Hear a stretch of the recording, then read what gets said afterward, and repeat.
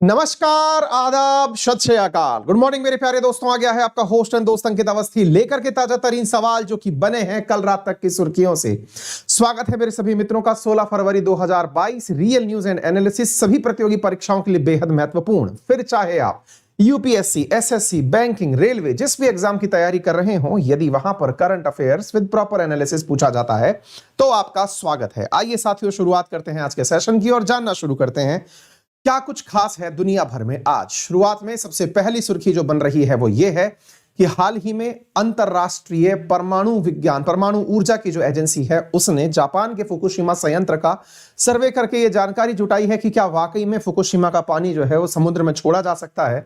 क्या है ये पूरी कहानी, आज के सेशन में विस्तार पूर्वक है आपको जाननी। इसके साथ साथ ही दुनिया के लिए फिर से स्पेस एक्स के मालिक एलन मस्क कुछ अनोखा करने जा रहे हैं। अनोखा ये, आपने स्टारलिंक का नाम सुना होगा, अब ये स्टारशिप लेकर आ गए हैं। स्टारलिंक और स्टारशिप ये क्या हैं, कितना खास है अंतरिक्ष की यात्रा में एलन मस्क का योगदान, आज के सेशन में समझने वाले हैं। नंबर तीसरी सबसे महत्वपूर्ण जानकारी, हाल ही में सरकार ने कहा है कि जो ये रेटिंग एजेंसीज है ना, Fitch, Moody's, Standard and Poor's, इनके सबके मापदंड दोहरे मापदंड हैं, डबल स्टैंडर्ड्स हैं। भारत की तरक्की को गलत अंदाज में देखते हैं। आज के सेशन में समझने का प्रयास करेंगे क्या है भारत का बयान इन रेटिंग एजेंसीज पर, विशेष रूप से तीन बड़ी अम्माओं को लेकर के सरकार ने क्या कहा है। नंबर चौथी जो सबसे इंपॉर्टेंट जानकारी वो आपको समझ में आनी चाहिए कि हाल ही में मार्केट में, शेयर मार्केट में विशेष रूप से आईपीओ का दौर चल रहा था, जिसमें जोमेटो का आईपीओ आया। आप में से बहुत सारे लोगों ने ओवर प्राइसिंग के साथ में उसको लिया भी था और ऐसी स्थिति में अचानक जोमेटो का मार्केट शेयर क्रैश होता चला गया। केवल जोमेटो ही नहीं, उसके साथ साथ और भी बहुत सारे ऐसे शेयर मार्केट में नए कंपनीज आई थी जैसे पेटीएम। ये सभी लोग उठने के बाद वापस नीचे क्यों आए, आज के सेशन में हम समझेंगे। जोमेटो का मार्केट प्राइस क्यों डाउन हुआ, आज के सेशन के अंदर ये समझ लेंगे। इसके साथ साथ ही जियो स्पेस एक्स को टक्कर देने के लिए, यानी स्टारलिंक को टक्कर देने के लिए अपना वेब यानी सैटेलाइट बेस्ड इंटरनेट सर्विस बनाने जा रहा है।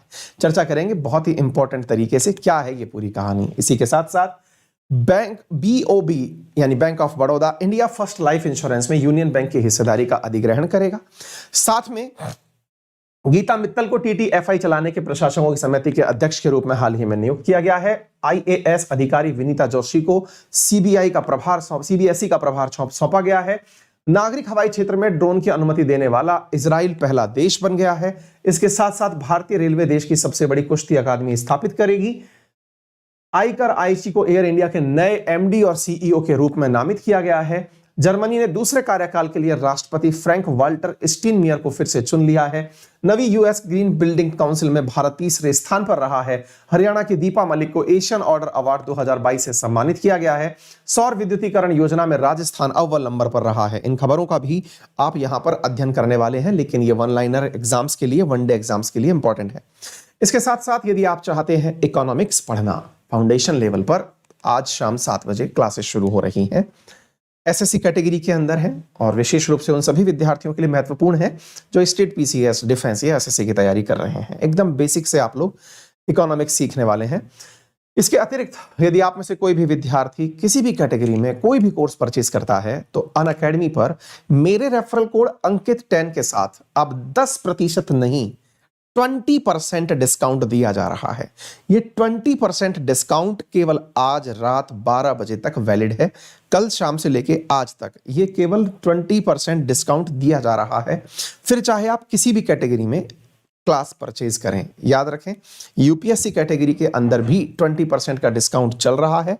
यदि आप में से कोई भी विद्यार्थी किसी भी प्रकार की कोई क्वेरी रखता है तो हमें इस नाम से सर्च कर सकता है टेलीग्राम पर। वहां पर हमारी ज्यादा इंफॉर्मेशन आपके पास कॉन्टैक्ट्स के साथ भी उपलब्ध है, आप उन पे कांटेक्ट कर सकते हैं। आज रात 12 बजे तक कोई भी सब्सक्रिप्शन, यूपीएससी के सब्सक्रिप्शन पर भी 20% का ऑफ चल रहा है, आप इसे ले सकते हैं। ठीक है, easy EMI options, loan facility आदि उपलब्ध है।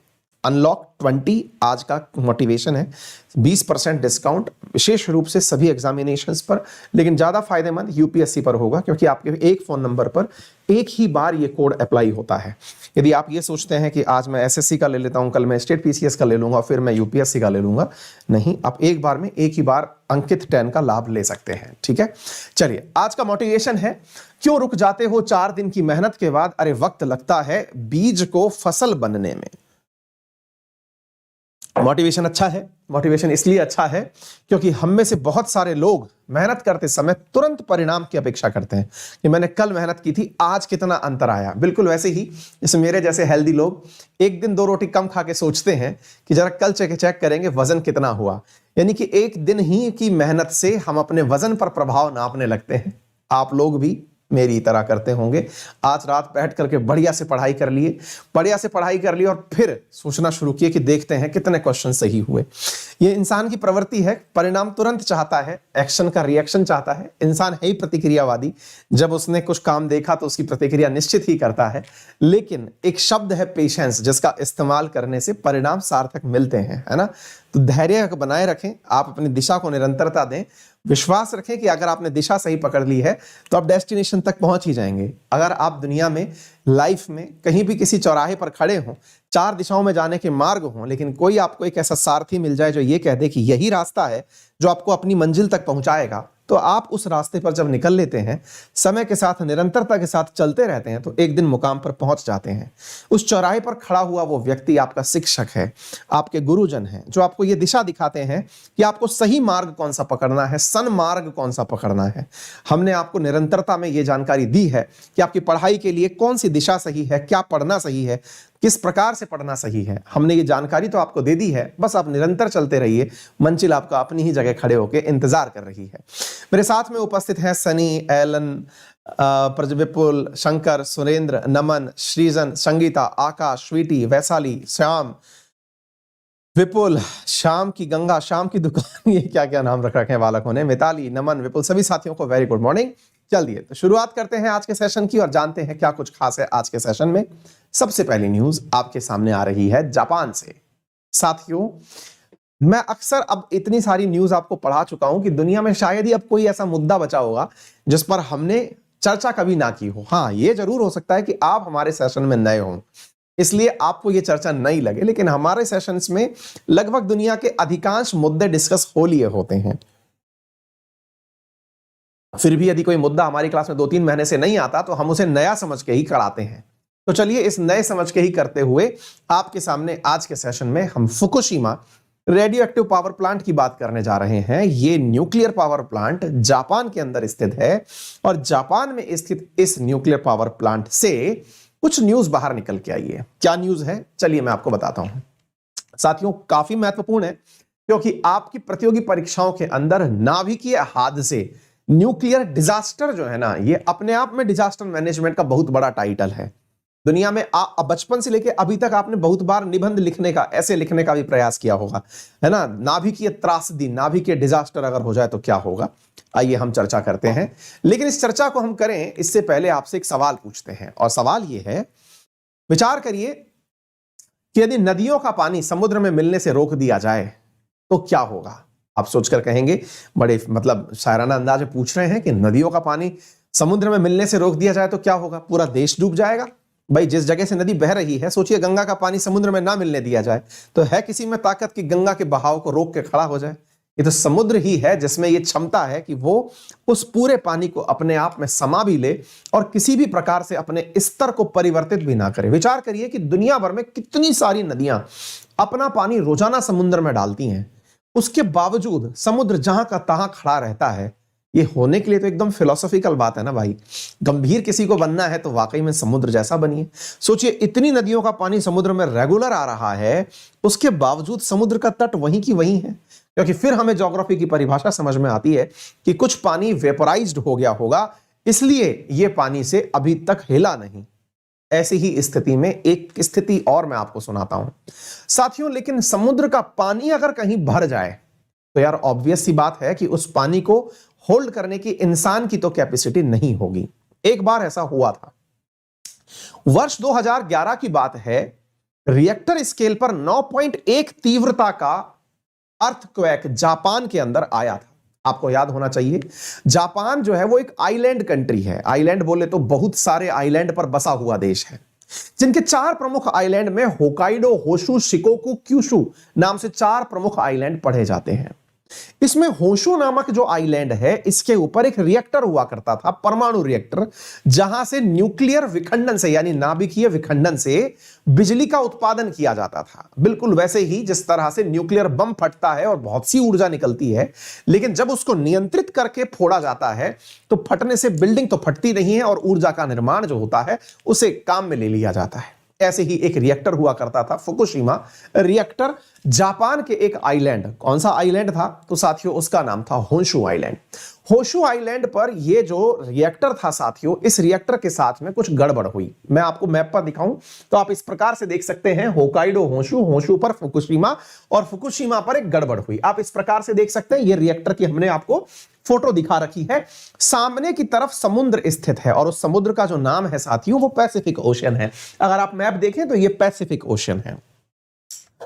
ज्योग्राफी से अगर अब तक अपन का मुकाबला हो चुका है तो अपन को यह पता है कि जापान जैसे आइलैंड कंट्री या फिलीपींस जैसे आइलैंड, इंडोनेशिया जैसे island country Pacific ring of fire पर बसे हुए हैं, यानी दुनिया भर के तमाम भूकंप यहां आते रहते हैं। यानी दुनिया का लगभग 80% भूकंप यहीं पर आता है, वॉल्केनो यहीं पर फटता है। अभी तक जापान वालों ने इससे बड़ा भूकंप कभी नहीं देखा था। रिएक्टर स्केल पर 9.1 तीव्रता का अर्थक्वेक आया था। एक ऐसा अर्थक्वेक आया था साथियों जो कि अब तक दुनिया में आए हुए अर्थक्वेक में चौथा सबसे जटिल अर्थक्वेक कहा जाता है। दुनिया में अब तक सबसे बड़ा अर्थक्वेक रिएक्टर स्केल पर चिली के अंदर आया है। यह 4th सबसे हाईएस्ट अर्थक्वेक था जो जापान वालों ने देखा था।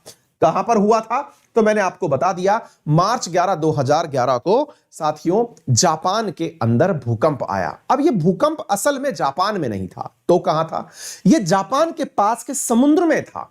समुद्र के अंदर भूकंप आया तो समुद्र के भूकंप से समुद्र में भरा हुआ पानी, पैसिफिक ओशन में भरा हुआ पानी छलक गया, पानी हिल गया। बिल्कुल वैसे ही जब किसी बाल्टी में भरे पानी को आप खींचते हैं, बकेट में भरे पानी को आप खींचते हैं तो पानी हिल जाता है, वैसे ही इस जगह आए भूकंप से पैसिफिक ओशन का पानी हिल गया और वो हिला हुआ पानी अपने नियरेस्ट जापान में टक्कर देने पहुंच गया। मेरे प्यारे साथियों, जैसा मैंने आपसे कहा, पैसिफिक ओशन के चारों तरफ ये पैसिफिक रिंग ऑफ फायर जो है ये वो बेल्ट है जहां पर दुनिया भर के भूकंप आते हैं। ऐसे ही एक भूकंप की उत्पत्ति यहां से हुई और वो जापान की तरफ चल दिया। साथियों, भूकंप के हिलने से, समुद्र के हिलने से पानी निकल करके समुद्र से पृथ्वी की तरफ चलना शुरू हो गया। साथियों याद रखिएगा, जब भी समुद्र का अंदर भूकंप आता है और पानी हिलने लगता है, उसी घटना को सुनामी कहा जाता है। साथियों, ये जो सुनामी थी ये इतनी ऊंची थी कि समुद्र का जो जल स्तर है वो 18 फीट ऊंचा चला गया था। 18 फीट का मतलब हुआ, अंकित अवस्थी को 3 बार मोल लगा लो, यानी समुद्र का जल स्तर इतना ऊंचा निकल गया कि यह समुद्र से 18 फीट ऊपर चला गया। 18 फीट ऊंचा समुद्र का पानी जब उठा तो रिएक्टर्स जो सामने खड़े थे, जो बिजली का उत्पादन कर रहे थे, इन रिएक्टर्स तक ये पानी जाकर टकराया। टकराते ही इन रिएक्टर्स में ब्लास्ट हो गया और ये जो ब्लास्ट हुआ, यहां से न्यूक्लियर लीकेजेस होने शुरू हो गए। यानी कि इस न्यूक्लियर ब्लास्ट की वजह से यहां पर अर्थ के अंदर, मेरे प्यारे साथियों, हुए इस न्यूक्लियर ब्लास्ट से आप देख सकते हैं कि यह इतना जबरदस्त भूकंप था 9.1 तीव्रता का कि इसकी वजह से न्यूक्लियर बम में धमाके से यह कार्यक्रम हुआ। साथियों, इतना जबरदस्त ब्लास्ट, इतना तेज भूकंप था ये कि इसकी वजह से पृथ्वी अपनी अक्ष से 10 इंच सरक गई। आप अंदाजा नहीं लगा पाएंगे इस बात का कि एक ऐसा भूकंप, एक ऐसा ब्लास्ट जिसकी वजह से पृथ्वी जो है वो अपनी धुरी से 10 इंच शिफ्ट हो गई। आप जानकर आश्चर्य करेंगे कि ये इतना तेज भूकंप था कि पृथ्वी की जो गति है घूमने की वो 1.8 मिली सेकेंड परिवर्तित हो गई। आप इससे अंदाजा लगा सकते हैं कि यह कितना भयानक भूकंप और कितना भयंकर ब्लास्ट बना था। अब क्या था साथियों, समुद्र का जो यह कार्यक्रम था जिसकी वजह से पूरा जापान तितर बितर हो गया। साथियों, ये पानी तो 6 मिनट के बाद भूकंप समाप्त होने से अपने स्थान पर टिक गया। पूरे जगह पानी ही पानी हो गया। समुद्र से चले हुए जहाज शहरों में चले आने लग गए। समुद्री भूकंप जो है वो 6 मिनट के बाद समाप्त भी हो गया, लेकिन पूरा शहर पानी में समा गया। फुकुशिमा के आसपास के इलाकों में चूंकि पानी भर चुका था, परमाणु रिएक्टर्स पानी में फट चुके थे, तो दुनिया को चिंता अपने आप को बाढ़ में से डूबने से बचाने की तो थी ही, लेकिन एक और मुसीबत यहां आ खड़ी हुई थी और वो ये था कि न्यूक्लियर रिएक्टर्स के फटने से निकला हुआ जो लीकेज है, पानी के अंदर जो निकला हुआ लीकेज है, वो लीकेज अब समुद्र के पानी में मिल जाएगा और जापान मेजरली फिश यानी कि समुद्र से उत्पादित होने वाली मछलियों को खाने वाला देश है। ऐसी स्थिति में यदि न्यूक्लियर पदार्थ समुद्र के अंदर मिल गया तो आने वाले समय में जापान पूरा की पूरा भोजन भी नहीं कर पाएगा, क्योंकि उसकी मछलियों के अंदर यह वाला सामान मिल जाएगा। कौन सा? न्यूक्लियर मटेरियल मिल जाएगा। न्यूक्लियर मटेरियल से मछलियां जब रेडियो एक्टिव पदार्थ खा लेंगी तो उसकी वजह से जापान के लोगों को भविष्य के अंदर भोजन के अंदर वो मतलब जो खाना चाहते हैं वैसी जानकारी चीजें प्राप्त नहीं होंगी। जापान ने तात्कालिक रूप से साथियों इस पूरी स्थिति पर नियंत्रण स्थापित करने का प्रयास किया। और क्या किया? उसने समुद्र का जो पानी इन रिएक्टर्स को घेरने के लिए आया था उसके चारों तरफ इसने बाड़ बंदी कर दी। पानी को जहां की तहां रोक लिया। फुकुशिमा प्लांट में आए हुए पानी को फुकुशिमा प्लांट से वापस समुद्र में नहीं मिलने दिया। यह जापान की टेक्नोलॉजी का ही परिणाम था कि यह रिएक्टर से निकला हुआ पानी समुद्र में वापस मिलने नहीं दिया गया। आपको जान के आश्चर्य होगा, अब मैं आपको एक तस्वीर दिखाता हूं। जिस तस्वीर को आप देखेंगे तो आप अनुमान नहीं लगा पाएंगे कि यहां पर ये जो डब्बे डब्बे से आपको दिखाई दे रहे हैं ये आफ्टर ऑल क्या है। मेरे प्यारे साथियों, ये फुकुशिमा पावर प्लांट के पास बने हुए ये जो आपको दिखाई दे रहे हैं ये कुछ और नहीं अपितु टैंक हैं, जिन टैंक में मेरे प्यारे साथियों लगभग मिलियंस ऑफ टन पानी भरा हुआ है। ये कौन सा पानी है मेरे प्यारे साथियों? ये वो पानी है जो फुकुशिमा प्लांट तक आया था। जापान की सरकार ने उस पानी को समुद्र में मिलने से रोकते हुए अपने यहीं पर टैंक में भरकर रख लिया। इंसान के द्वारा दिखाया गया यह टेक्नोलॉजी का एक जबरदस्त नमूना, नायाब नमूना था। समुद्र के पानी में वापस इस रिएक्टर युक्त पानी को मिलने से रोक दिया गया ताकि भविष्य में रिएक्टर के निकले गंदे पानी से या फिर न्यूक्लियर पानी से आसपास के क्षेत्र, क्योंकि चारों तरफ पैसिफिक ओशियन के देश जो बसे हुए हैं, फिलीपींस है, चाइना है, साउथ कोरिया है, अमेरिका है, इन सब देशों में पानी के कारण से रिएक्टिविटी का प्रभाव पड़ेगा और रिएक्टिविटी से ये सभी लोग समुद्र से पैदा होने वाली मछलियों को नहीं खा पाएंगे। इस पानी को रोक लिया गया। बात है 2011 की, आज हम 2022 में चल रहे हैं। जापान तब से इस पानी को रखे हुए बैठा है और हर बार दुनिया से रिक्वेस्ट करता है कि जनाब इस पानी से हमने रेडियो एक्टिविटी खत्म कर दी है, निकाल दी है, हमने इस पानी के अंदर जो कुछ करना था सब कर दिया है, अब इसे वापस समुद्र में मिलाने दीजिए। आप पूछेंगे कि जापान क्यों चाहता है इसे समुद्र में मिलाने दीजिए, तो इसका आंसर है साथियों, इन टैंक्स को सुरक्षित रखने की कीमत जो है वो जापान हर साल 912.66 मिलियन डॉलर चुका रहा है। यानी कि समुद्र के पानी को रखने का ये जो टैंकर है ये इनका खर्चा हजारों बिलियन डॉलर प्रति वर्ष पड़ रहा है। ऐसी स्थिति में जापान को एक बहुत बड़ा सेटबैक भी मिलता है। दूसरी सबसे बड़ी बात, ये जो टैंकर बनाए गए थे इनकी क्षमता केवल 10 साल की ही थी। अब ये ऑलरेडी रनिंग आउट टाइम में चल रहे हैं, ये टैंकर फट सकते हैं। ऐसी स्थिति में इनके अंदर से रेडियो एक्टिविटी मिटा करके इस पानी को समुद्र में मिलाने की इजाजत जापान मांग रहा है। फिर आप पूछेंगे इस जानकारी को, ये तो समझ में आया, लेकिन परमिशन देगा कौन इस पानी को समुद्र में मिलाने की? तो मेरे प्यारे साथियों, अंतरराष्ट्रीय स्तर पर एटॉमिक एनर्जी का नियंत्रण करने के लिए इंटरनेशनल एटॉमिक एनर्जी एजेंसी है IAEA वियना वाली। साथियों, इसने अपने द्वारा एक टास्क फोर्स फुकुशिमा भेजी है यह जांचने के लिए कि क्या उसने, जापान ने जो फुकुशिमा पावर प्लांट से निकला हुआ पानी था उस पानी का ट्रीटमेंट सही से कर दिया है। ट्रीटमेंट सही से कर दिया है का अर्थ यह हुआ कि इस पानी के अंदर से रेडियो एक्टिव पदार्थ निकाल दिए गए हैं। क्या पानी को प्रॉपर तरीके से डाइल्यूट कर दिया गया है? यदि ऐसा है तब तो इस पानी को पैसिफिक ओशन में मिलने भेजा जाए, अदरवाइज इस पानी को ना मिलने भेजा जाए। वहीं दुनिया के तमाम देश आजकल पूरी तरह इस फुकुशिमा पावर प्लांट का विरोध कर रहे हैं। IAEA को अपनी तरफ से रिपोर्ट भेज रहे हैं कि कृपया इस पानी को समुद्र में मिलने ना भेजा जाए। आप सोच सकते हैं कि चूंकि इसका पड़ोस में रहने वाला देश चीन भी है तो वो भी कुछ ना कुछ तो प्रयास करेगा ताकि इस पानी को समुद्र में मिलने से रोका जा सके। चीन के एक समाचार पत्र ग्लोबल टाइम्स, जिसको अक्सर हम लोग क्लास में रेफरेंस में लेते हैं, उसने बकायदा इस पूरी रिपोर्ट को तैयार किया और बताया कि किस प्रकार से यदि यह पानी समुद्र में छोड़ दिया गया तो इस पानी से क्या नुकसान होगा। आप पूछेंगे जब जापान कह रहा है कि रेडियो एक्टिव पदार्थ हटा दिए गए हैं तो दिक्कत क्या है, तो हम बताते हैं दिक्कत क्या है। दिक्कत यह है कि इस पानी के अंदर हाइड्रोजन का आइसोटॉप ट्रिटियम भी उपस्थित है, जो हटाया नहीं जा सकता। वो जो ट्रिटियम पानी के अंदर उपस्थित है, ये रेडियो एक्टिव पदार्थ तो है ही, और इसके अक्यूमुलेशन का जो समाप्ति है वो अगले 1 लाख सालों में होगी। यानी इसकी रेडियो एक्टिविटी को अगर खत्म करने का प्रयास किया जाए तो 1 लाख सालों में जाकर के इसकी रिएक्टिविटी खत्म होगी।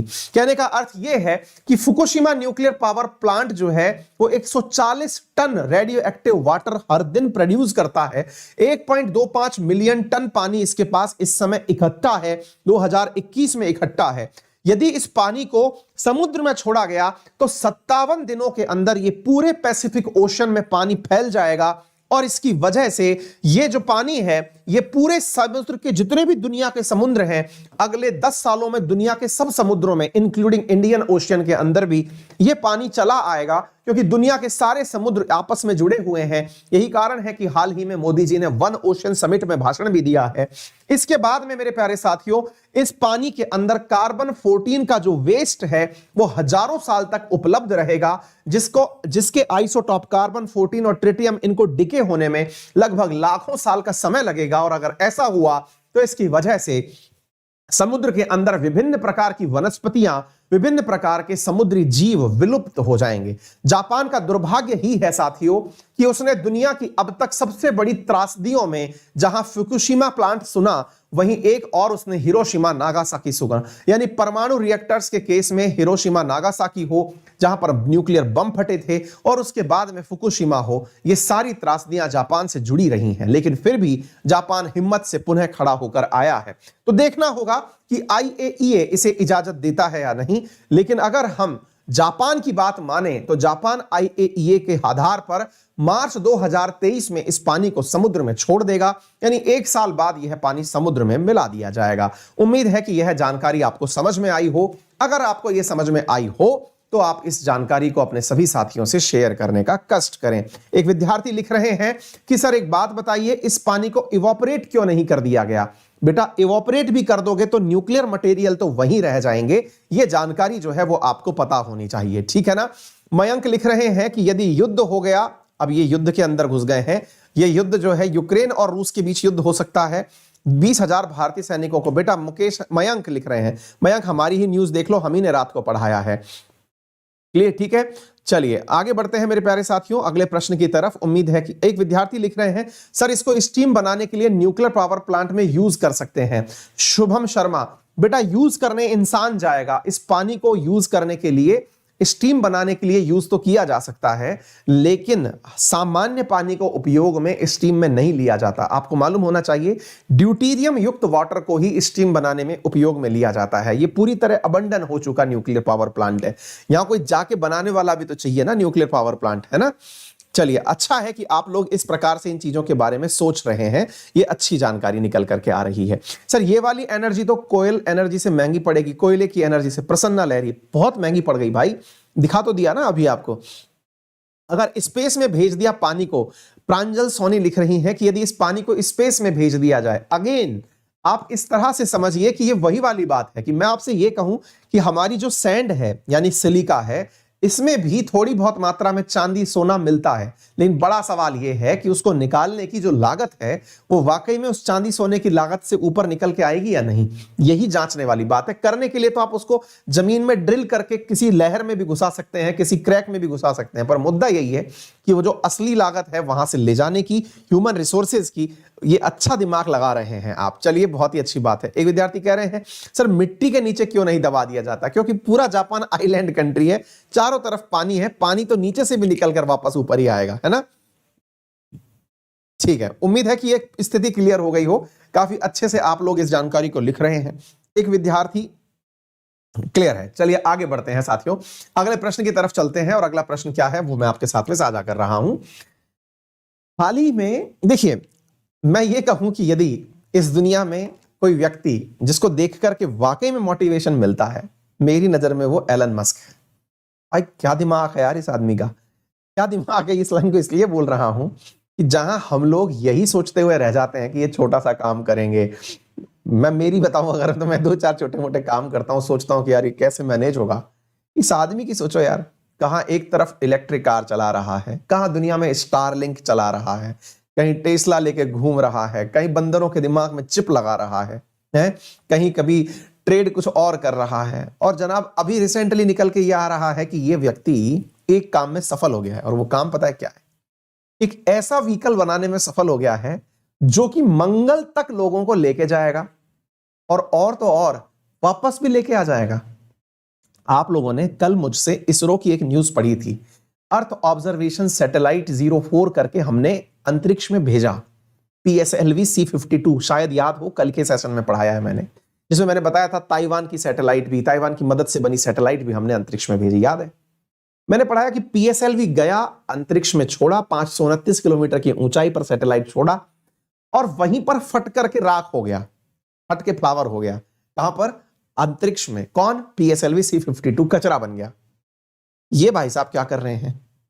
मिलियंस ऑफ किलोमीटर दूर जाकर के मंगल पर लोगों को उतार के एक ऐसा हवाई जहाज इनने बना लिया है जो इतना दूर जाएगा, लोगों को उतारेगा और वापस में चला आएगा लेकर के, यानी कि पूरी तरह से रीयूजेबल।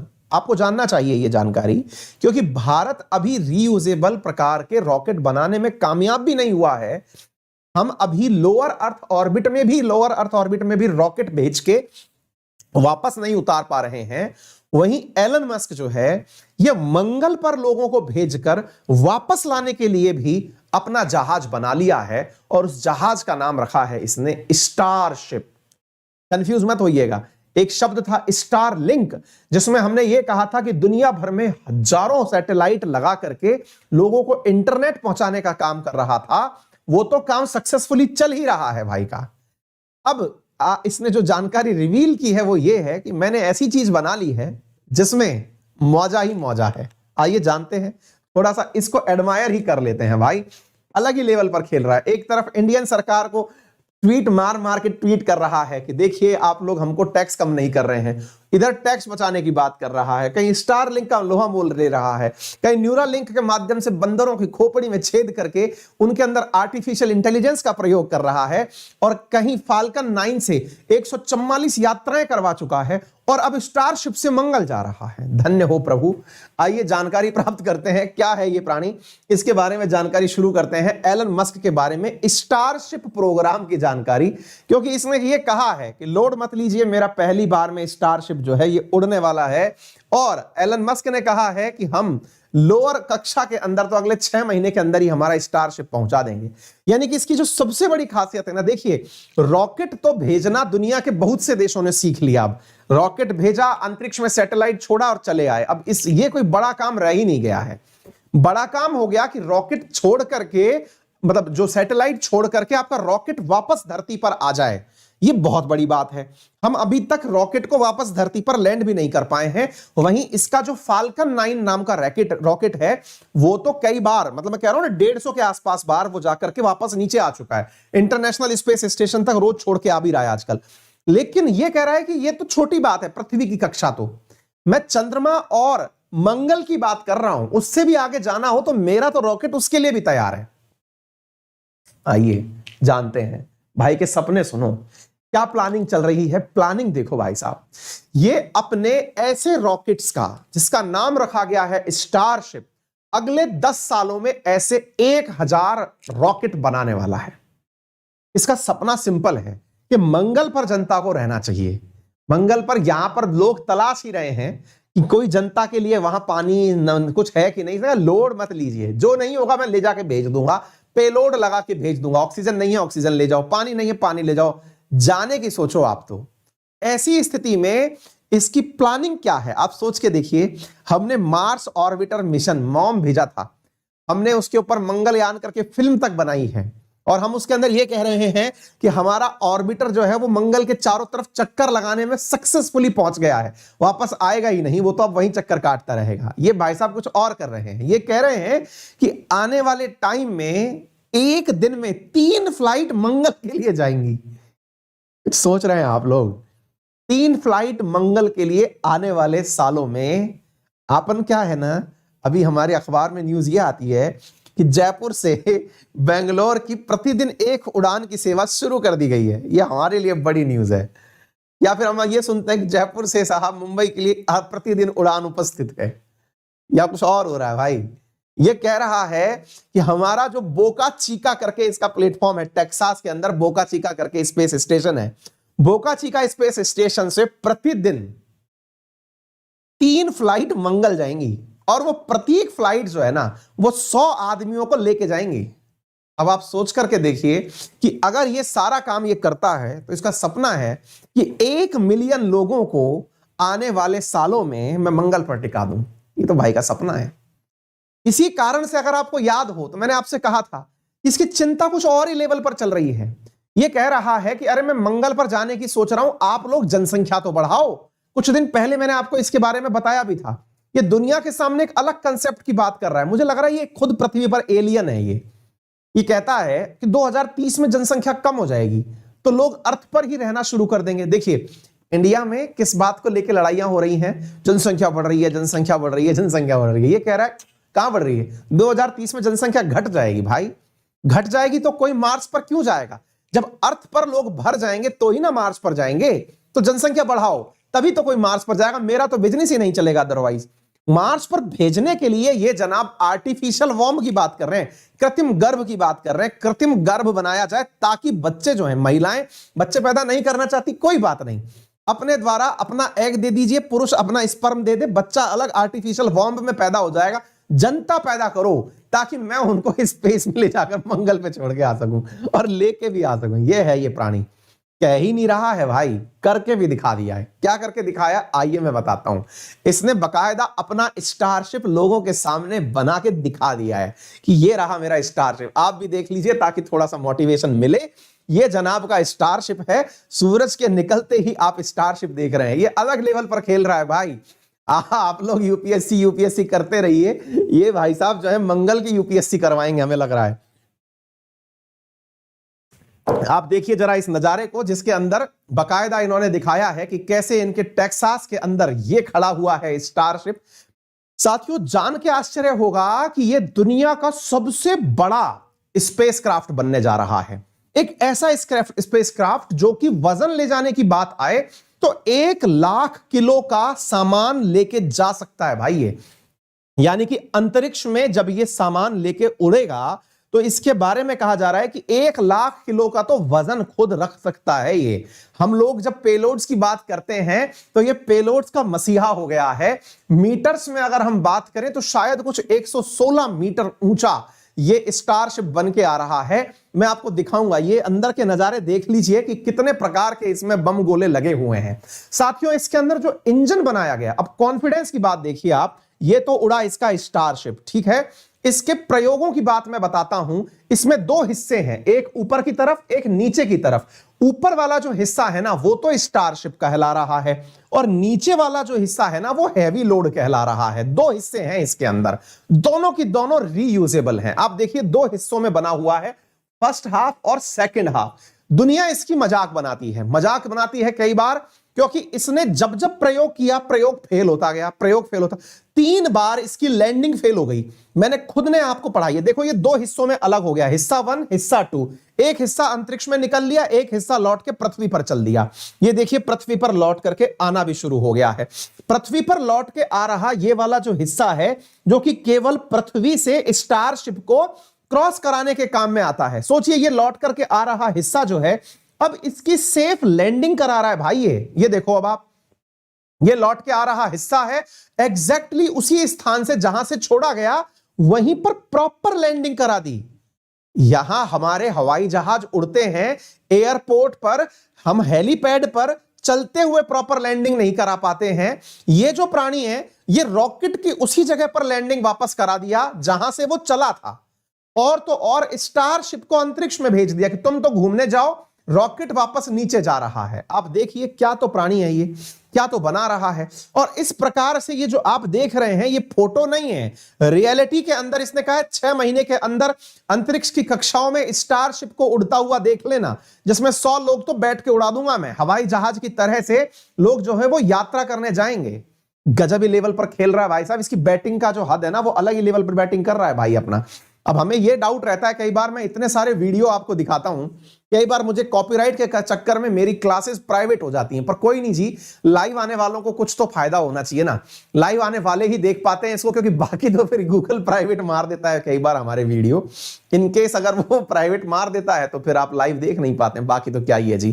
ठीक है, तो ये है स्टारशिप का कारनामा। चलिए मैं थोड़े फैक्ट्स बताता हूं आपको इसके बारे में, आनंद की प्राप्ति होगी जनाब आपको। बोका चिका नामक टेक्सास के अंदर जगह है जहां से ये सारे कारनामे कर रहा है। अब आप देखिए ये कार्यक्रम चल कब से रहा है। स्पेस एक्स का स्टार्ट, ये जो है ना स्टारशिप का जो प्रोटोटाइप है, आप न्यूज पढ़िए बकायदा, 10 दिसंबर 2020 की न्यूज है। इसने इसको भेजा, क्रैश कर गया, लैंडिंग के समय क्रैश कर जा रहा है। फिर देखिए ये मार्च 31 2021 की न्यूज है, फिर इसने स्टारशिप का प्रोटोटाइप भेजा, फिर से ब्लास्ट करने के बाद फट गया। यानी कि लैंड कराने आता है, फट जाता है, कोई बात नहीं, हर बार चीजें भेजता गया। ऐसा प्रोडक्ट बना दिया जो कि अब तक सबसे बड़े नासा के द्वारा भेजे गए रॉकेट से भी बड़ा है। सैटर्न के नाम से बना हुआ जो इनका स्पेसक्राफ्ट है, उससे भी बड़ा भाई साहब ने बना दिया। 1 लाख किलो वजन ले जाने वाला। इसके 2 हिस्से हैं, जिसमें टॉप के हिस्से को स्टारशिप कहा जाता है, नीचे वाले हिस्से को सुपर हैवी बूस्टर कहा जाता है। जो इंजन इसमें लगा है उसका नाम रैप्टर 2 इंजन है। रैप्टर 2 इंजन बनाने में इसको परेशानियां आई, ऐसा यह कह रहा है। इसकी लंबाई कितनी है? जो अमेरिका के अंदर 305 फीट ऊंची जो स्टैच्यू ऑफ लिबर्टी है, ये उससे भी ऊंचा है, 394 फीट ऊंचा है साथियों इसका स्टारशिप। अब आप अंदाजा लगा सकते हैं कितना भारी भरकम चीज बनाई है। इसके ऊपर के हिस्से का नाम स्टारशिप दिया गया है, नीचे के हिस्से का नाम सुपर हैवी बूस्टर दिया गया है। तो अब स्टारशिप के बारे में जान लीजिए। स्टारशिप जो है ये पूरी तरह से रीयूजेबल स्पेसक्राफ्ट है और ये second stage of ship starship system है, यानी कि ऊपर जाकर के इसको और आगे धकेल दिया जाएगा। It offers integrated payload section, it is capable of carrying passenger and cargo to earth planet, planetary destination and between destinations on earth. मतलब भविष्य में इसका उपयोग तरह तरह के कामों में किया जा सकेगा।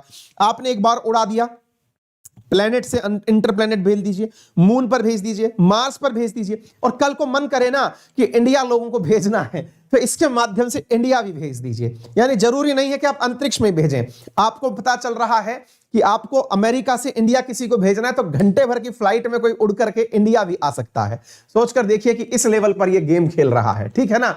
अभी होता यह है 24-24 घंटे की फ्लाइट होती है। आपको जान के आश्चर्य होगा कि ये जो फ्लाइट्स बना रहा है इनकी स्पीड, 1 मिनट रुकिए मैं आपको एक फैक्ट दिखाता हूं, उसके बाद आपको पता चलेगा।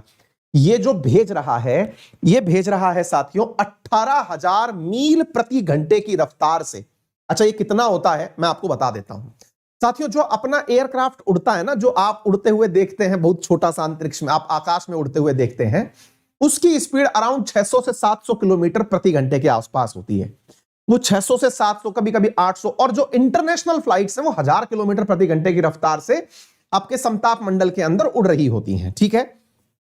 अब सोच के ऐसे देखिए, 1000 किलोमीटर प्रति घंटे की रफ्तार से उड़ रही है, तो इंडिया से अमेरिका गई हुई फ्लाइट अपना आने जाने का जो समय, एक बार में जाने का समय लगभग 24 घंटे की लेती है। बीच में थोड़ा बहुत हॉल्ट लेती है ताकि अपने अंदर फ्यूल भरा सके, इतनी देर में पहुंच रही है।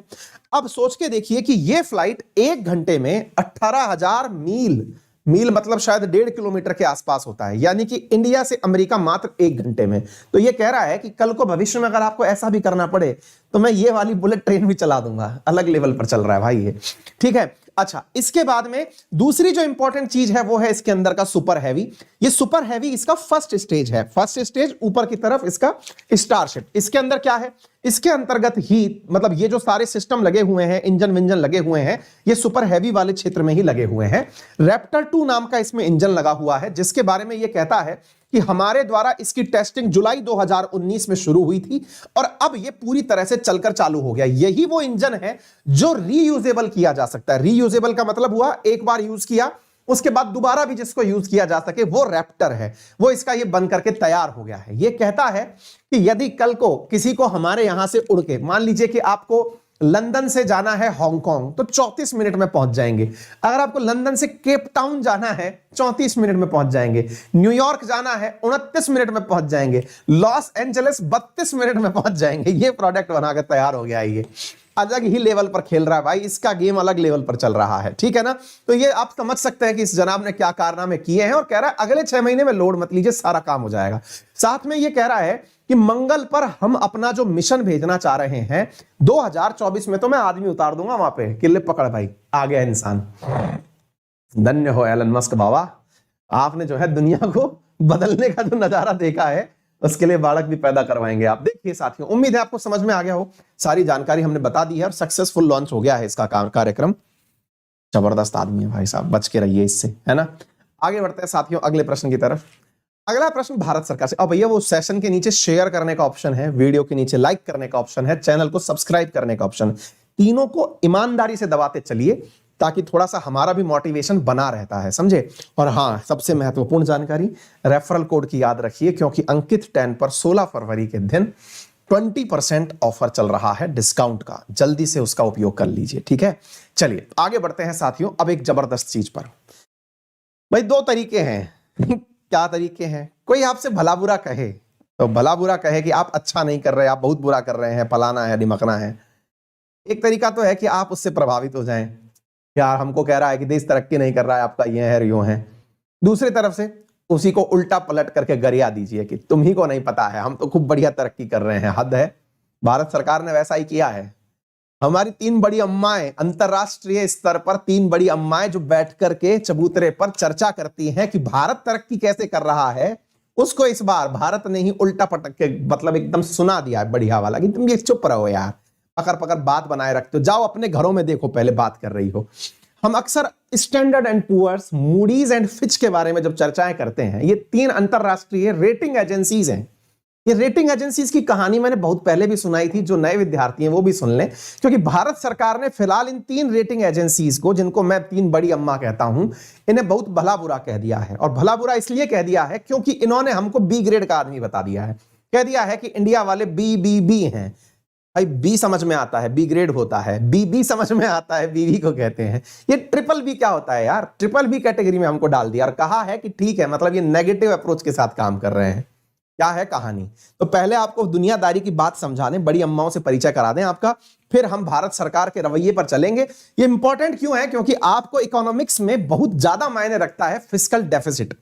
भारत सरकार के द्वारा जारी किए गए बजट के ऊपर किस प्रकार से रेटिंग एजेंसीज ने रिएक्शन दिया और उसके आधार पर भारत की क्या रेटिंग दी, ये सारी बातें हम आपको समझाएंगे। लेकिन इससे पहले हम इस टाइटल को द हिंदू से लेके आपके सामने समझा रहे हैं कि क्यों सेंट्रल गवर्नमेंट रेटिंग एजेंसीज के ऊपर गुस्सा हो गई है कि भाई साहब आप लोगों को रेटिंग वेटिंग करना नहीं आता है। हमारे द्वारा जो है, हमारे जो टीवी सोमनाथन है, उन्होंने बकायदा, टीवी सोमनाथन कौन है? वित्त सचिव हैं। उन्होंने कहा है कि जो रेटिंग एजेंसीज हैं इनके डबल स्टैंडर्ड है, दोहरे मानदंड हैं, हमारे लिए कुछ और, दूसरे के लिए कुछ और, इनके नियम ही उल्टे पुल्टे हैं। इन लोगों के आधार पर इनकी सारी बातों की आज हम प्रॉपर व्याख्या करेंगे कि इन्होंने 3 बड़ी अम्माओं को क्यों डांटा डबकारा, सारी बातें आपको समझाएंगे।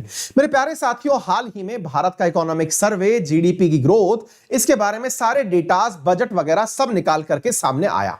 साथियों, जब यूनियन बजट प्रस्तुत किया गया तो यूनियन बजट के अंदर सरकार ने बकायदा बताया कि हम कितना तो पैसा कमाने वाले हैं और कितना पैसा हम लोग खर्च करने वाले हैं। देखिए, हम लोगों को एक लाइन में सिखाया जाता है। क्या सिखाया जाता है? हमें सिखाया जाता है कि जब आदमी की आमदनी 98 हो और खर्चा रुपया हो तो ऐसे आदमी को एक बैड मैनेजर कहा जाता है। विचार करिए कि आप 100 रुपया कमाते हैं लेकिन 110 रुपया खर्च कर देते हैं, तो ऐसी स्थिति में आपको, आपकी अर्थव्यवस्था के मैनेजमेंट को पुअर समझा जाता है। ऐसा केवल आपके साथ नहीं होता है, केवल बॉलीवुड के अंदर ही इस पर फिल्म नहीं बनती है, अंतरराष्ट्रीय फिल्म भी बनती है। और वो अंतरराष्ट्रीय फिल्म 3 बड़ी अम्माएं डायरेक्ट करती हैं, जिनमें Moody's, Fitch and Standard Poor's का नाम शामिल है। ये क्या करती हैं जनाब? ये भारत का आंकड़ा उठा करके बजट में से पढ़ लेती हैं, चेक करती हैं, खटखट खटखट से चेक किया, चेक करने से इनको पता चला, ओहो ये इतना पैसा तो कमाएंगे और इतना पैसा खर्च करेंगे, इससे अंदाजा लग रहा है कि इनके खर्चे ज्यादा हैं। इनके खर्चे जो हैं इनकी कुल आमदनी से 9.9% से अधिक हैं। बहुत बेकार मैनेजमेंट है साहब इनका। अगर इतना बेकार मैनेजमेंट है तो इसका अर्थ यह हुआ कि इनके द्वारा जो एक्सपेंसेस है, यानी कि जो इनका फिस्कल डेफिसिट है, जो इनका गैप है बिटवीन एक्सपेंसेस एंड अर्निंग, जिसको आप फिस्कल डेफिसिट कहते हैं, ये फिस्कल डेफिसिट 9.2% है इनकी जीडीपी का। यानी कि इनकी जीडीपी जो कुल वैल्यू रखती है उसका 9.2% इनका फिस्कल डेफिसिट है। फिस्कल डेफिसिट का मतलब क्या हुआ, जितना कमाएंगे उससे ज्यादा खर्चा। कितना ज्यादा खर्चा, 9.2% ज्यादा खर्चा करती है भारत सरकार, जितना कमाती है उससे ज्यादा। तो ऐसी स्थिति में तो ये अच्छे मैनेजर कहां हुए? अच्छे मैनेजर नहीं हुए तो बैठ करके वो तीनों बड़ी अम्माएं मुंह पर हाथ रख करके बोल रही हैं अच्छी बात नहीं है। अच्छी बात इसलिए नहीं है कि इसको पैसा मत देना, क्योंकि इसको पैसा दे दिया तो ये खर्चा कर देगा। ऐसी स्थिति में एक काम करो, इसकी रेटिंग डाल दो। पहले मैं आपको तीनों बड़ी अम्माओं का परिचय करा देता हूं, फिर इस मुद्दे पर लेकर आऊंगा। मैं पहले आपको चल के लेके चलता हूं। तीन बड़ी अम्माएं हैं जिनके नाम क्या क्या हैं तो मैंने आपको बता दिया, Standard and Poor's, Fitch rating, और ये तीनों के तीनों, इनके बारे में मैं आपको बताता हूं। साथियों, सबसे पहले हम चर्चा कर रहे हैं मूडीज नाम की एजेंसी की। मूडीज अंतरराष्ट्रीय स्तर पर अमेरिका और ब्रिटेन में ही इनके मुख्यालय हैं। स्टैंडर्ड एंड पुअर्स और तीसरी का नाम है फिच। ये तीनों कंपनियां क्या है, कभी आप लोगों ने देखा है? अब पता नहीं आप में से कितने बच्चे ऐसे हैं जो गांव से बिलोंग करते हैं, देहात से बिलोंग करते हैं। जैसे मेरा बचपन पूरे टाइम गांव में बीता है। हमारे यहां पर क्या होते थे ना, कुछ घरों के आगे चबूतरे होते थे। बुजुर्गों के लिए बैठकें हुआ करती थी, महिलाओं के लिए चबूतरे घरों के आगे बने होते थे, जहां खाना पीना खा पी करके पंखी झलने के लिए महिलाएं एकत्रित होकर बैठ जाती थी। अब वो महिलाएं एकत्रित होकर के बैठती थी तो उनका एक ही दिनचर्या का कार्य होता था, और वो ये होता था, पूरी कॉलोनी का पूरा एनालिसिस करना, एकदम पूरी तरह से रडार पे से निकालना, स्कैनर से निकालना, और ये बताना कि किसके घर के बच्चे अच्छे हैं और किसके घर के बच्चे बुरे हैं। शुरू होता था गिनती से। अब भाई इन घर के बारे में चर्चा करते हैं, इसके बच्चे के बारे में बताओ। अब ये बड़ी बड़ी बूढ़ी अम्माएं जो हैं, ये अपने अनुभवों से बता रही हैं कि उस बच्चे के चाल चलन ठीक नहीं है, आजकल बहुत देर तक फोन पर बतियाता रहता है, लग रहा है कि हमें जो है पढ़ाई में लिखाई में इसका मतलब नहीं है। और हम तो बताएं, अगर ऐसा कुछ है ना तो गड़बड़ भी हो सकता है। गड़बड़ क्या? अरे चक्कर चल रहा होगा इसका किसी के साथ। अच्छा, बड़ी अम्माओं ने बात बोली, कुछ हद तक वो सही भी होती है कि यार इसकी पढ़ाई लिखाई कैसे चलेगी, पूरे टाइम तो फोन पर रहता है। और विशेष रूप से ये ऑनलाइन का जब से जमाना आया है तब से तो आप पूरे टाइम देख रहे हैं वीडियो गेम या पढ़ रहे हैं, हमें पता ही नहीं चलता है। ऐसी स्थिति में इन तीनों बड़ी अम्माओं का जो आकलन है, ऐसी कई अम्माएं होती है मतलब गली मोहल्ले के अंदर, जो प्रॉपर तरीके से बैठकर डिस्कशन करती हैं। अब क्या होता है साहब, आप आए गांव के उस मोहल्ले में रिश्ता लेकर। रिश्ता का मतलब समझते हैं कि साहब मान लीजिए कि आपके घर में कोई सुकन्या है जिसका घर जो है वो आप उस मोहल्ले में तलाशने आए हैं कि किस लड़के से विवाह किया जाए, सुयोग्य वर ढूंढने आए। तो आप गली मोहल्ले के इन्हीं बड़े लोगों से संपर्क में सबसे पहले आएंगे और पूछेंगे कि माता जी बताइए कि आपके यहां पर कौन सा लड़का सबसे काबिल है जिसे हम अपने लिए, अपनी बच्ची के लिए देखें। तो माता जी ने पूरा एनालिसिस बता दिया कि देखिए वो जो लड़का है ना, कमाता तो 10,000 रुपया है, लेकिन जिस तरह का शान शौकत से चलता है, दोस्तों के बीच लुटाता हुआ चलता है, 11,000 लुटा देता है। बताइए आपकी बच्ची को खिलाएगा क्या? और आपने अगर बच्ची को मतलब शादी करके वहां भेज भी दिया, कुछ मतलब नहीं है, उल्टा आपसे दहेज और मांगेगा। बड़ी अम्माओं ने कैंसिल कर दिया। दूसरी तरफ वो बच्चा अच्छा है, ना सिगरेट पीता है, ना तंबाकू खाता है, ना दोस्तों से मिलता है, कमाता भले ही 5,000 है, लेकिन उसमें से भी 4,000 बचा लेता है। बोले हाँ ये तो बहुत सही बताया, तो ये है आपका भविष्य का दामाद। बोले ठीक है साहब। इन बड़ी अम्माओं का प्रभाव जो है ये देश में भी इसी प्रकार से पड़ता है। ये तीन बड़ी अम्माएं अपना ऑफिस लेकर के विदेश में बैठी हुई हैं। विदेश में से कोई पैसे वाला आदमी निकला, पैसे वाला आदमी, जैसे मान लीजिए जकरबर्ग आए। जकरबर्ग इंडिया आना चाहते हैं और इंडिया आकर के वो इन्वेस्टमेंट करना चाहते हैं कि यार मैं इंडिया में पैसा लगाना चाहता हूं, क्योंकि मोदी जी बहुत तेजी से चिल्ला चिल्ला के सबसे कहते हैं कि भारत बढ़ रहा है, भारत बढ़ रहा है, हम आत्मनिर्भर हो रहे हैं। तो अब साहब मैं जाना तो चाहता हूं, लेकिन अम्माओं ये बताओ जाऊं कि नहीं जाऊं, और इंडिया में पैसे लगाऊं कि बांग्लादेश में लगाऊं, ये बताओ आप। अब बड़ी अम्माएं बैठी हुई हैं और सोच करके कह रही हैं कि अच्छा पैसा है तुम्हारे पास? बोले हाँ। तो सुनो देखो बात समझो, इंडिया की हालत खराब है इन दिनों। बोले कैसे खराब है? उनका बजट उठा के देख लो, उनका बजट उठा के देख लो। तो इनका बजट उठा के देखा तो बजट के अंदर अम्माओं ने तुरंत निकाल के क्या कहा, इनके खर्चे देखिए और इनकी कमाई देखिए। 9.2% का हालात है इनका जीडीपी का। तो फिर जकरबर्ग थोड़े समझदार निकले, उन्होंने कहा मैडम बात इसी है, मान लिया कि 9.2% इनका जो है खर्चा ज्यादा, आमदनी कम और खर्चा ज्यादा हो रखा है, लेकिन ये तो तरक्की के लिए जरूरी चीज है। बोले तरक्की के लिए काहे जरूरी है भाई? बोले तरक्की के लिए इसलिए जरूरी है क्योंकि आदमी जब पैसा उधार लेता है उसी पैसे से तो बड़ा बनता है। खुद के पैसे को ही लगाएगा तो फिर तो रिपीटिशन ऑफ मनी होगा ही नहीं। पहले उधार लीजिए, फिर उस मतलब खर्चा बढ़ाइए, तभी तो आपके रिसोर्सेस बढ़े होंगे। अच्छा हमें ज्ञान दोगे तुम? तो बोले हाँ। तो बोले एक काम कर लो, उनके घर वालों से पूछ लो एक बार जा करके। बोले किन के घर वालों से? अरे जिनके घर में पैसा लगाने जा रहे हो, क्या वो खुद खुश है अपने खर्चों से? है 9.2% का खर्चा करके चल रहे हैं? पता है आपको कि उनकी जीडीपी का मान लीजिए 100 रुपए की जीडीपी है, 9 रुपया तो अधिक खर्चा कर रहे हैं। बोले अच्छा अच्छा, तो बोले क्या कहते हैं वो खुद लोग, क्या कहते हैं वो खुद के खर्चे से खुश नहीं है क्या? पूछ लो, हमसे क्या पूछ रहे हो अब? बोले चलो पूछते हैं। पूछने पहुंचे तो इन्हें जानकारी मिली कि भारत सरकार ने खुद से ही कस्में खा रखी हैं। क्या कस्में खा रखी हैं? कि साहब हम जो है वो अधिक खर्चा तो करेंगे, अधिक खर्चा तो करेंगे, यानी आमदनी कम खर्चा ज्यादा तो करेंगे लोन ले लेकर के, लेकिन ये केवल 4.5% ही होगा। हमारा जो टारगेट है ना, हमारा जो ये डेफिसिट को लेकर के टारगेट है, यूनियन गवर्नमेंट ने क्या कहा कि हमारा जो ये फिस्कल डेफिसिट है इसको हम 4.5% ही रखेंगे अपनी जीडीपी का। तो फिर अम्माओं ने अपना मोर्चा पकड़ा। लो, सरकार खुद कह रही है कि हम 4.5% रखेंगे, यहां ये डबल से ज्यादा लेके चल रहे हैं। अब बताओ फेलियर है कि नहीं है? अब ये बात जकरबर्ग को भी समझ में आ गई कि हाँ यार आप तो सही कह रहे हो।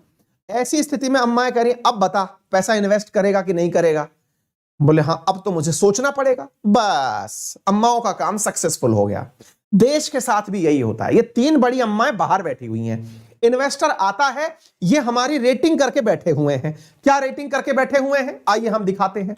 इन्होंने साहब हमारे बारे में रेटिंग कर रखी है, हमारे बारे में इन्होंने BBB रेटिंग कर रखी है। देखिए ये फिच की रेटिंग रही, ये मूडीज की रेटिंग रही, BAA रही रेटिंग, ये हमको B कैटेगरी में डाल रखे हैं। अब आप पूछेंगे रेटिंग कितने प्रकार की होती है? रेटिंग इनके हिसाब से इतने प्रकार की है। जैसे आप देखिए सबसे अच्छी रेटिंग कहते हैं AAA, उसके बाद AA, उसके बाद A, इसके बाद BBB, गुड क्रेडिट क्वालिटी, मतलब कि आप उधार दे सकते हो, ये लोग चुका तो देते हैं। अगर आपको ये लगता है कि इनको पैसा दे कि नहीं, दे तो सकते हो, चुका तो सकते हैं, लेकिन अच्छे नहीं है। भारत सरकार कह रही है कि तुम एक बात बताओ, अच्छा किसे कहते हो भाई? तुम्हारे क्राइटेरिया में अच्छा क्या है? बोले अच्छा हमारी क्राइटेरिया में वो कंट्री है जिनके पास फिस्कल डेफिसिट कम है। तो अब हमारे बारी आती है किनकी? जो हमारे वित्त सचिव हैं सोमनाथन जी। उनने टीवी सोमनाथन जी ने उठा करके पकड़ लिया इन अम्माओं को कि अम्मा इधर आओ, हमारी शादी नहीं होने दे रही हो, इधर आओ। इनको पकड़ करके पूछा कि एक बात बताओ कि अगर आज से हम 6%, 0.6% के हिसाब से अगर अपना फिस्कल डेफिसिट घटाने लगे तो अगले 4 साल में कितना घटा देंगे? 2.5%। अगर हम ये माने 5 साल में कितना घटा देंगे? 3%। तो हम आ गए कि नहीं आ गए उस क्राइटेरिया में? हमने अपने बजट क्राइटेरिया के अंदर 0.6% घटाने का निर्णय ले लिया है। अम्माओं ने फिर पूछा लल्लू इधर आओ जरा, ये बताओ पैसा कमाओगे कहां से? खर्चे तो हमें पता है, तुम्हारे खर्चे खूब पता है, कमाओगे कहां से? अब बारी थी टीवी सोमनाथन जी की। इनने कहा सुनो अम्मा बात ऐसी है, क्रिप्टो करेंसी है ना, बोले हाँ, उस पर 30% टैक्स चिपका दिया है। बोले हाँ ये तो हम भूल ही गए थे कि तुमने कमाई का साधन बढ़ा लिया है। अब तक हम सोच रहे थे कि केवल सरकारी कंपनी बेच बेच के ही कमाओगे, LIC को बेच के कमाओगे, अब तुमने नया आइडिया दे दिया है कि नया टैक्स लगा दिया। हाँ ये तो हम सोचना भूल ही गए थे। तो फिर जब तुम भूल गए कि हम लोग अपना इनकम बढ़ाने का काम कर रहे हैं, तो निश्चित ही तुमने हमारे साथ दोहरा मापदंड अपनाया। और दूसरी बात बताएं बड़ी अम्मा, बात यह है कि इस दुनिया में बड़ा वही बना जिसने कर्जा लिया हुआ है। अमेरिका को ही देख लो, अमेरिका से तो उल्टा कम कर्जा है हमारे पास में।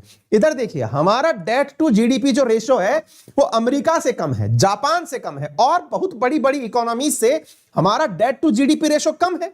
फिर आप हमको इसमें काहे पटक के चल रही हैं? और तो और इस समय की जितनी भी इकोनॉमी ग्रोथ कर रही है उसमें हम बहुत अच्छी से ग्रोथ कर रहे हैं, पटक के रखे हुए हैं आप हमको इस कैटेगरी में, हम नहीं मानेंगे। तो भाई साहब इस आधार पर हमारे टीवी सोमनाथन जी ने इन बड़ी अम्माओं को भला बुरा कह दिया। और जब भला बुरा कहा तो भाई अखबार वालों को तो क्या था, वो न्यूज बन गई। Rating firm have doubted standard से यूनियन फाइनेंस सेक्रेटरी। इन्होंने कह दिया कि ये सब डबल स्टैंडर्ड रखते हैं, अमेरिका वालों को अलग चश्मे से देखते हैं और गरीबों को बढ़ता हुआ नहीं देखना चाहते। इस प्रकार की जब बातें करी, बड़ी अम्माओं को बुरा तो लगा कि यार लड़का सामने बोल गया है, लो जब करा लो शादी, अब तुम्हारे पास भेजेंगे ही नहीं हम किसी को। तो ऐसी स्थिति में बड़ी अम्मा क्या करेंगे हमें नहीं पता है, लेकिन हमें इतना समझ में आ गया है कि इन तीनों की रेटिंग की वजह से भारत की रेटिंग जो होती है, sovereign credit rating, short term rating, corporate credit rating. आप पूछेंगे इसका मतलब क्या है, अब ये भी बता दो, ये रेटिंग का मतलब क्या होता है। देखिए एक तो है देश को उधार दे दिया, एक किसी कंपनी को उधार दे दिया, मतलब कंपनी को उधार दे दिया, और एक कम समय के लिए उधार दे दिया। तीनों प्रकार में ये रेटिंग मिला करके काम में लेते हैं, ठीक है ना। अगर इसका फायदा पूछा जाए कि इन क्रेडिट रेटिंग एजेंसीज का फायदा क्या होता है, तो पहला फायदा तो ये होता है, अगर ये अच्छा फीडबैक दे दें तो आपको दुनिया भर से लोन लेने में आसानी होती है। आपकी कंपनीज जो है वो विदेशी देशों के अंदर, जैसे न्यूयॉर्क स्टॉक एक्सचेंज वगैरह जो है, उनके अंदर आसानी से मतलब प्रोजेक्ट के अंदर लिस्टेड हो जाती हैं। कोई भी व्यक्ति अगर आप अपना कोई प्रोजेक्ट बनाना चाहे तो उसको कोई दूसरा देश जो है आसानी से निवेश करने चला आता है। इसका फायदा होता है हम लोगों को। तो ये आने वाले समय की स्थितियां हैं। भारत ने जो है एकदम बढ़िया तरीके से अम्माओं को लपेट दिया है। उम्मीद है कि आप लोग इस बात को प्रॉपर तरीके से समझ गए होंगे। Fitch rating disappointing but investors see future in India, it's reform. देश जो है अब हमारे वादे कर रहा है। अगर आपको समझ में आ गया हो तो हमने आपको कुछ अच्छी अच्छी बातें सिखाई। हमने पहले सिखाया रेटिंग एजेंसीज क्या हैं, रेटिंग एजेंसीज के प्रभाव क्या पड़ते हैं, रेटिंग एजेंसीज में किस चीज को नापा जाता है, भारत का फिस्कल भविष्य क्या है, फिस्कल डेफिसिट क्या है, फिस्कल भविष्य के अंदर भारत अपना भविष्य कहां देखता है। ये सब बातें हमने आज के सेशन में आपसे डिस्कस करी। आप क्या करिए, ये जो पूरा कंटेंट है बहुत ही अल्टीमेट तरीके से हमने बनाया हुआ है। क्लास पूरी होने के बाद इस नाम के टेलीग्राम चैनल पर आपको मिल जाएगा, वहां पर इसको पीडीएफ को प्राप्त कर लीजिएगा, ठीक है। उम्मीद है कि आपको ये बात समझ में अच्छे से आ गई हो। क्लियर। सेशन को शेयर करने का कष्ट करिए, आपके वीडियो के नीचे ही ऑप्शन दिया हुआ है शेयर करने का, दबा दीजिए। और फिर वही वाली बात वापस दोहराएंगे कि लाइक का भी ऑप्शन होता है ना। चैनल पर नए हैं तो सब्सक्राइब का भी ऑप्शन होता है, दबाते चलिए। मतलब इसमें कोई गुरेज नहीं है, बुरा नहीं लगता, हमें तो कतई बुरा नहीं लगता जब आप सेशन शेयर करते हैं तो, ठीक है। चलिए आगे चलती हैं साथियों। अब कई बच्चे जो हैं वो एकदम इमोशनल हो गए हैं। वो कह रहे हैं कि सर हमारे भाई साथ में बड़ी अम्माओं ने बहुत बड़ी ज्यादती कर रखी है ना। तो अब वो जो कई बालक जो है वो कह रहे हैं कि बड़ी अम्माओं ने उनका भी शादी विवाह रोक रखा है। तो एक दिन जाइए अम्मा के सामने अपना पूरा प्रोजेक्ट ले जाके बता दीजिए कि हमने यहाँ इन्वेस्टमेंट कर रखा है, इतना क्रिप्टो में डाल रखा है, इतना शेयर मार्केट में डाल रखा है, और बड़ी अम्मा हमने अभी जोमेटो में डाला था, पैसा डूब गया है। तो आइए अब जोमेटो बढ़ाते हैं आपको हम आगे। रिसेंटली जोमेटो का शेयर क्यों गिर गया है, आइए इसकी चर्चा करते हैं साहब। जबरदस्त न्यूज है, पढ़िएगा बढ़िया तरीके से बताते हैं। इकोनॉमिक्स का, इकोनॉमिक डेवलपमेंट का न्यूज है, आनंद आएगा। क्या हुआ है जोमेटो के साथ में, चलिए आप बताते हैं आगे।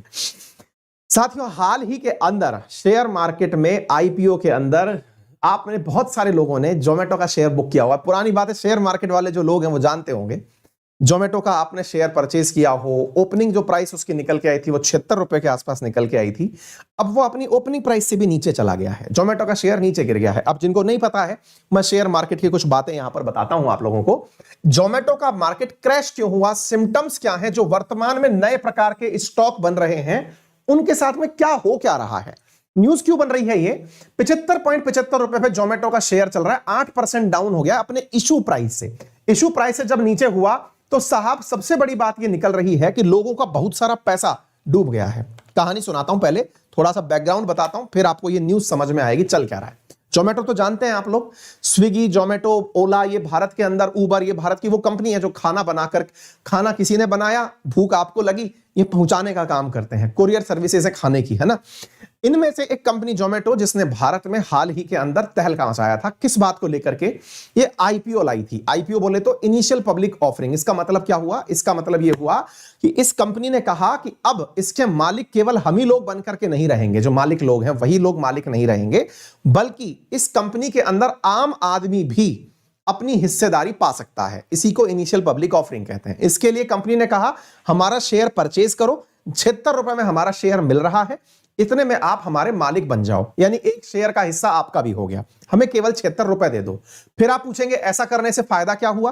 फायदा यह है कि जोमेटो अगर ग्रोथ करेगा तो आपकी जो शेयर की वैल्यू है वो भी बढ़ जाएगी। ठीक है साहब। इस बात को सोच करके जब जोमेटो ने पहली बार अनाउंसमेंट किया कि साहब हम अपनी हिस्सेदारी आप लोगों को देने चाहते हैं, लोगों में गजब का उत्साह मच गया। उत्साह जिस समय मचा उस समय लॉकडाउन चल रहा था, कोरोना का काल था। बहुत सारे आप में से मित्र ऐसे थे जो घर पर ही मंगा करके पिज्जा बर्गर खा रहे थे। ऐसी स्थिति में घर पर मंगाने वाली ये जो एजेंसीज थी, इनका मार्केट भी एकदम बूम पर चल रहा था। सबको नजर भी आता था तो जोमेटो और स्विगी ही नजर आता था। लगता था कि अगर ये ना होते तो जाने क्या होता, तुम ना होते तो जाने क्या होता। ऐसी स्थिति में सब लोग एकदम हाइट पर इनके अंदर विश्वास करके बैठे थे। इसी बीच में जोमेटो ने कहा क्या लगता है आपको कि आप ही जो हैं हमारी कंपनी को कमा के पैसा दे रहे हैं, रुकिए आप भी हमारे साथ मालिक बन जाइए।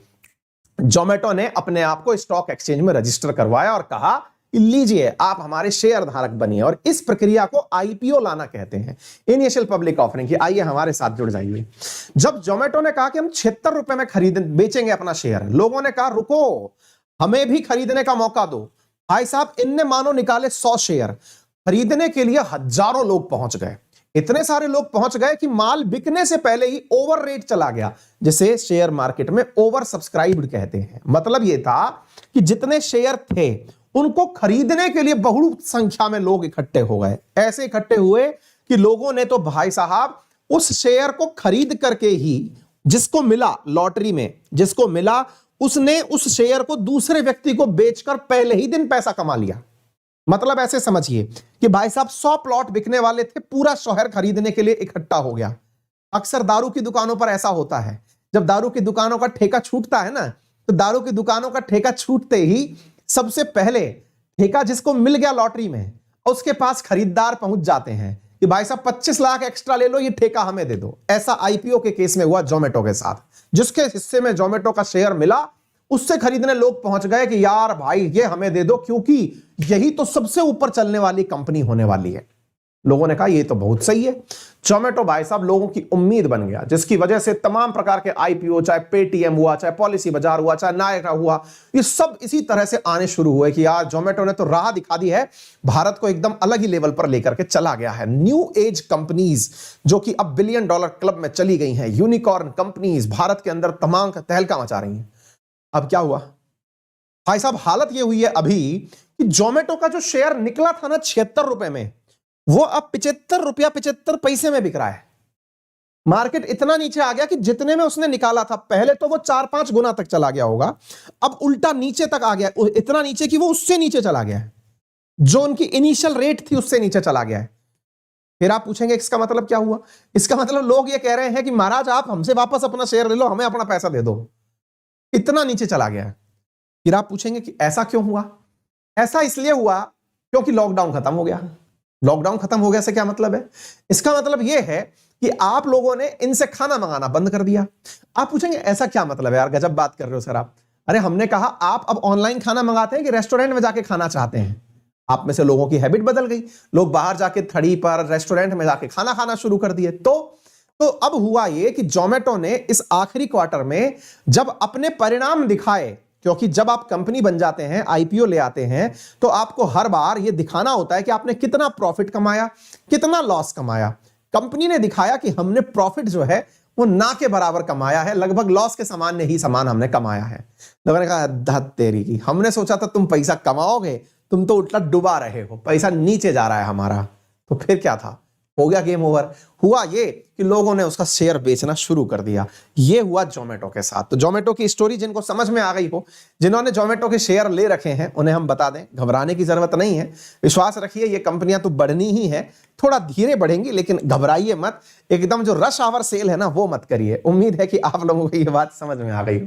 ठीक है, तो जोमेटो का मार्केट हमने क्लियर कर दिया है, क्या हालत हुआ, जोमेटो धड़ाम से कैसे नीचे आकर के टिका, शेयर मार्केट में वैल्यू क्रिएशन किस तरह से हुआ, ये हमने आपको समझाने का प्रयास किया है। अब ये इतने पर पहुंच गया है, इसकी वजह से मतलब जो लॉस वॉस हुआ है ये हमने बता दिया।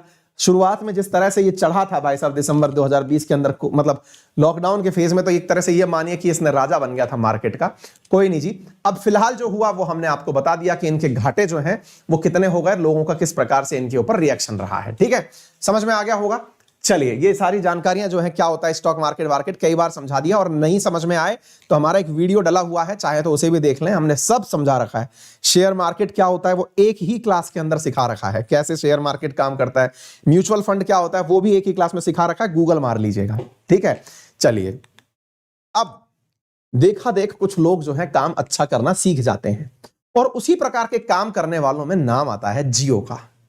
देखो साहब, कुछ भी कहिए, भारत सरकार जो है ना वो बड़ी ही मित्रवत व्यवहार रखती है। मित्रवत व्यवहार कैसे?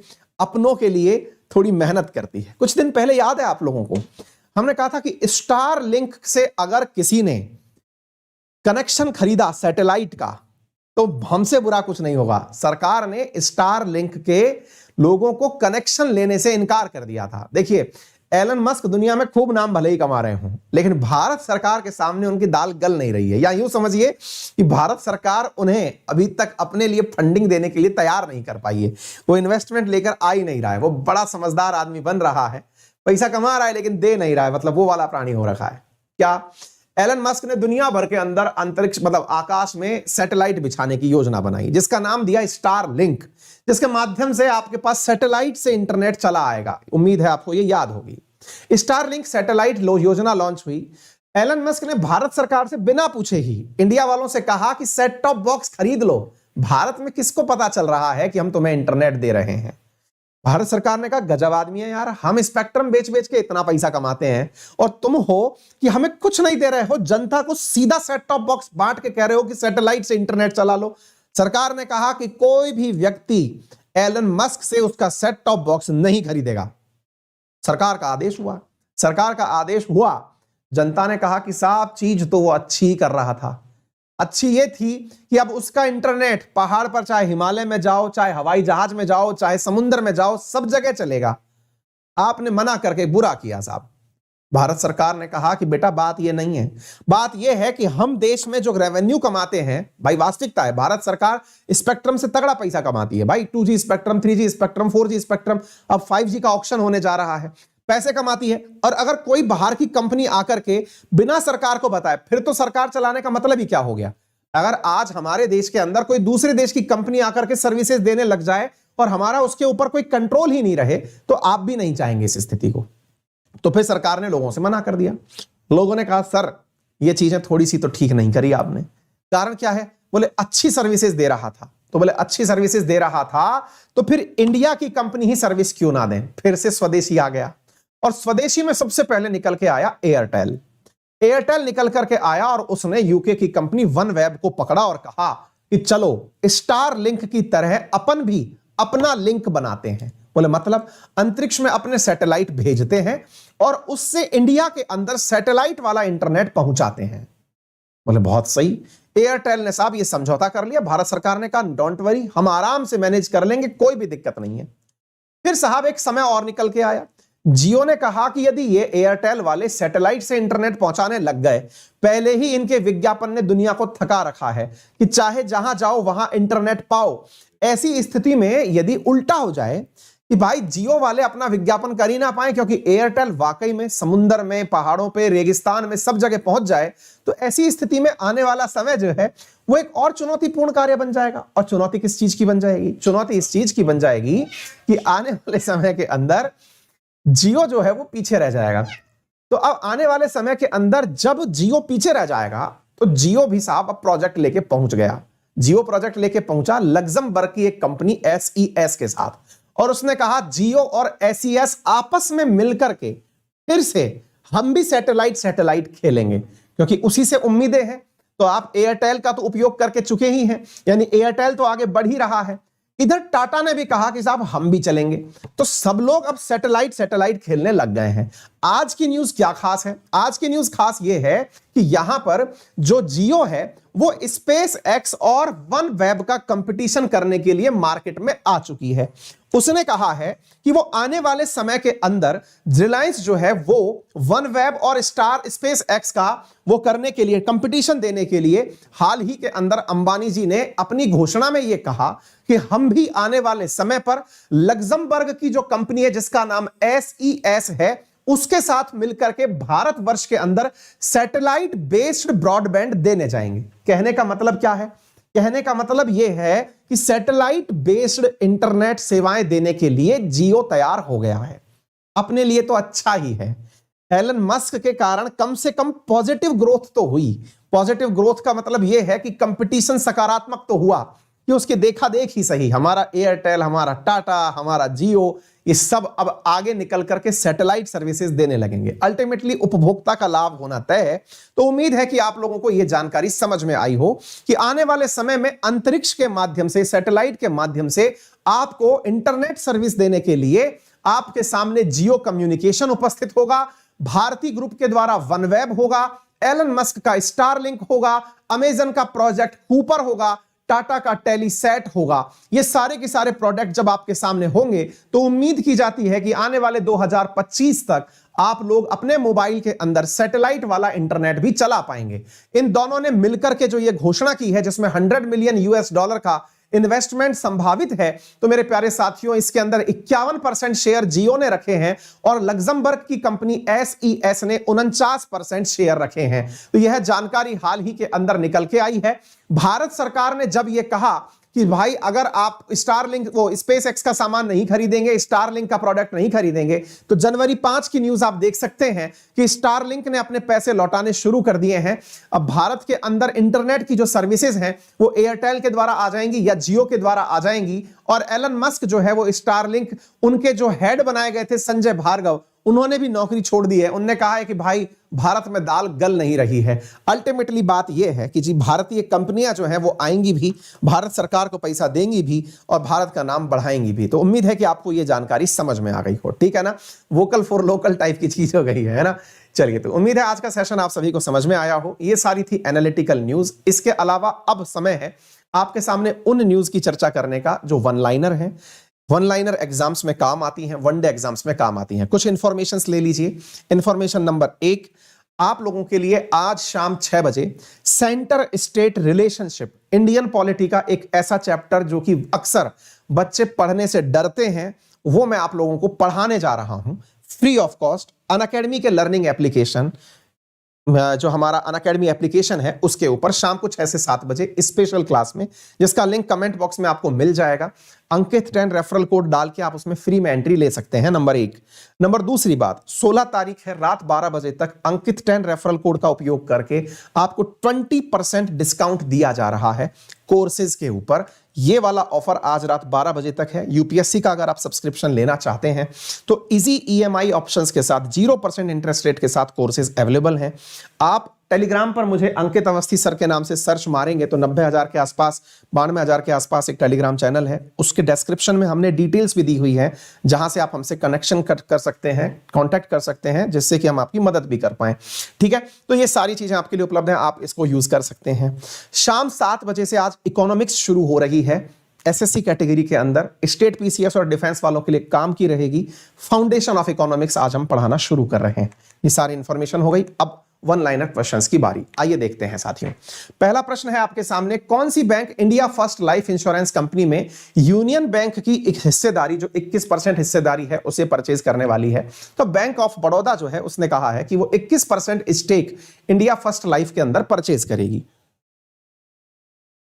21% stake India First Life insurance company के अंदर bank of Baroda, Union Bank of India और कार्मेल पॉइंट इन्वेस्टर जो है वो परचेज करेगी। ये बात निकल करके आई। बैंक ऑफ बड़ौदा के बारे में जान लीजिए। इसका हेडक्वार्टर जो है वडोदरा में है।